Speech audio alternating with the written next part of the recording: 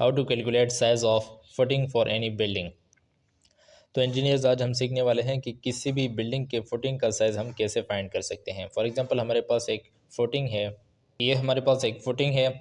अब ये जिस बिल्डिंग की फुटिंग है हमें साइज़ नहीं पता, हमने इसका स्केच तो ड्रा कर दिया लेकिन साइज़ इसका कंफर्म हमें नहीं पता। तो इससे इसका साइज़ फाइंड करने के लिए सबसे पहले हमें बिल्डिंग लोड पता होना चाहिए। फॉर एग्जांपल यहाँ पर हम एज्यूम कर लेते हैं बिल्डिंग लोड, यहाँ पर हम लिखेंगे बिल्डिंग लोड हमने सपोज कर लिया है कि हमारे पास कितना है 10,000 किलो न्यूटन्स। ये हम बिल्डिंग लोड जो है इसे एज्यूम कर लेते हैं।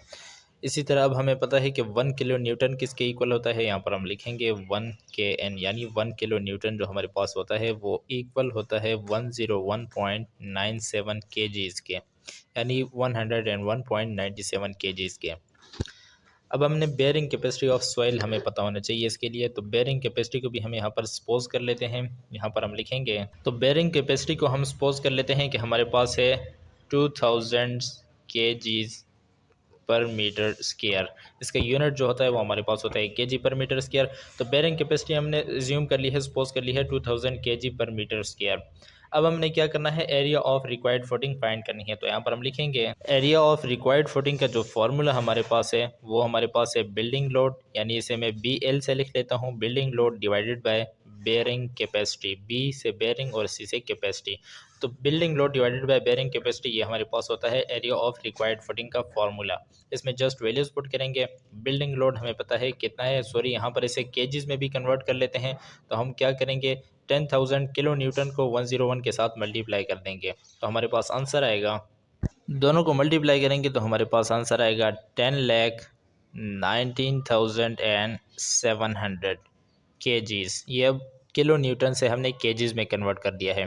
तो अब ये जो केजी वाला हमारे पास ये आंसर आया है इसे हम बिल्डिंग लोड वाले में पुट कर देंगे, यहाँ पर इस जगह पर पुट कर देंगे। तो बिल्डिंग लोड की जगह पर हम ये वाली वैल्यू लिखेंगे और इसे हम डिवाइड कर देंगे बेयरिंग कैपेसिटी से। बेयरिंग कैपेसिटी हमारे पास कितनी है, हमारे पास जस्ट है 2000 केजी पर मीटर स्क्वायर। यहाँ पर इसका यूनिट भी हमारे पास था केजी।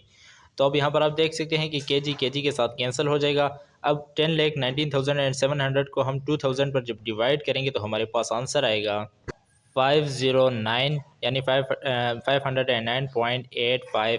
और यहाँ पर जस्ट मीटर स्क्वायर रह गया है तो यहाँ पर भी हम मीटर स्क्वायर लिख देंगे। तो ये हमारे पास अब एरिया ऑफ रिक्वायर्ड फुटिंग आ गया है, यानी बिल्डिंग के जितने भी फुटिंग्स हैं उन सब के एरिया अगर हम कैलकुलेट करेंगे तो ये हमारे पास आएगा, इतने मीटर स्क्वायर उसकी फुटिंग होनी चाहिए।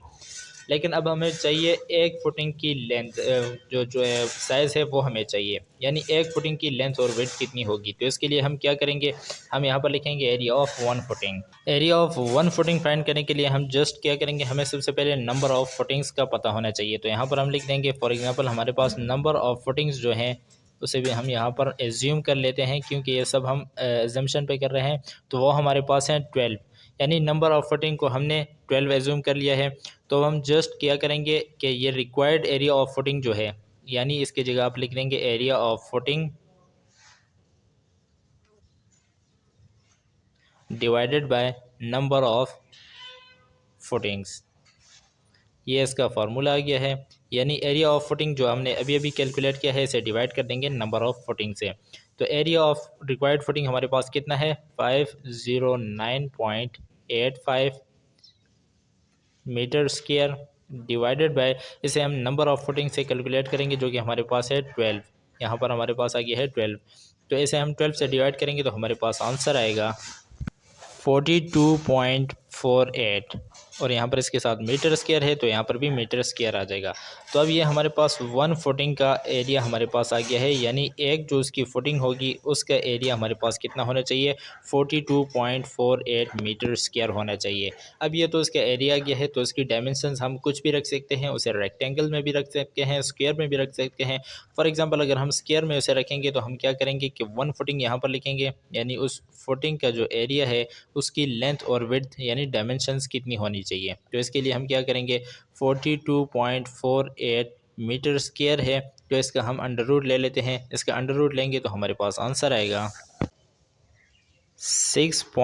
517 ये हमारे पास उसकी एक साइड की लेंथ आ जाएगी और यही हमारे पास आंसर है। यानी किसी भी बिल्डिंग का जो हम फुटिंग का साइज़ फाइंड करेंगे वो हम इस तरीके से फाइंड कर सकते हैं, बशर्ते कि आपके जो बिल्डिंग लोड है वो आपने एग्जैक्ट लिया हो और जो बेरिंग कैपेसिटी का जो टेस्ट होता है वो भी आपने एग्जैक्ट किया हो। तो ऐसे आपकी जो फुटिंग का साइज़ है वो आप फाइंड कर सकते हैं। मज़ीद इसी तरह की एजुकेशनल वीडियोज़ के लिए हमारे यूट्यूब चैनल को सब्सक्राइब करके साथ में मौजूद बेल आइकन को भी प्रेस कर दें। शुक्रिया।